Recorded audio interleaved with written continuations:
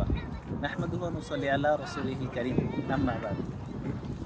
قال رسول الله صلى الله عليه وسلم من صلى علي واحدة صلى الله عليه بها عشرة। রাসূলুল্লাহ সাল্লাল্লাহু আলাইহি সাল্লাম বলছেন যে কেউ যদি আমার উপর একবার দুরূদ পাঠ করেন, আল্লাহ রাব্বুল আলামিন তার উপর 10টা রহমত বর্ষণ করবেন। সম্মানিত দর্শকবিন্দু, এটা আমাদের জন্য একটা সুযোগ যে আল্লাহ রাসূলের উপর যখনই আমরা একটা দুরূদ বর্ষণ পাঠ করব, আল্লাহ রাব্বুল আলামিন তখন আমাদের উপর 10টা রহমত বর্ষণ করবেন। আল্লাহ রাব্বুল আলামিন রহমত অর্জন করার পাওয়ার একটা সুন্দর সুযোগ।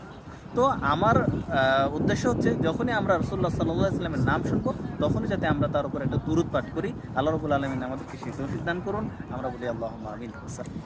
যেমন ধরুন আমরা পথে ঘাটে হাঁটতেছি, তখন আল্লাহ রাসূলের উপর দুরূদ পাঠ করতে পারি সাল্লাল্লাহু আলাইহি সাল্লাম বলে। তার উপর যে দুরূদ আমাদেরকে শিক্ষা দেওয়া হয়েছে, আল্লাহুম্মা সাল্লি আলা মুহাম্মাদ ওয়া আলা আলি মুহাম্মাদ, এই যে দুরূদ একটা, এটা সর্বোত্তম দুরূদ। আমরা এই দুরূদটা পাঠ করতে পারি। বসে কোথাও গল্প করতেছি, যখনই রাসূলুল্লাহ সাল্লাল্লাহু আলাইহি সাল্লামের নাম শুনলাম, তখনই আমরা তার উপর দুরূদ পাঠ করলাম সাল্লাল্লাহু আলাইহি সাল্লাম বলে। এটা আমাদের জন্য একটা সুযোগ। আমরা এই সুযোগটা হাতছাড়া করতে চাই না। আল্লাহ রাব্বুল আলামিন আমাদেরকে সেই তৌফিক দান করুন। আমরা সকলে বলি আল্লাহ।